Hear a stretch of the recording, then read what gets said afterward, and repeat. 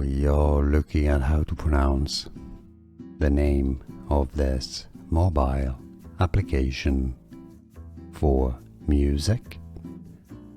Let's break down the pronunciations. In British English it's said as Spotify, Spot-T-Fi, stress on the first syllable, 3 syllables in American English. However, arguably you could say it's from the US, so maybe you want to pronounce it that way. Spotify with a flap T, so a T that sounds like a D. Spotify. We are looking at how to pronounce the name of this mobile application for music.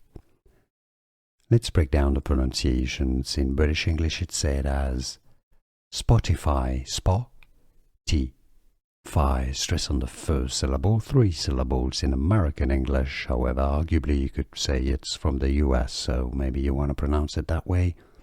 Spotify with a flap T, so a T that sounds like a D.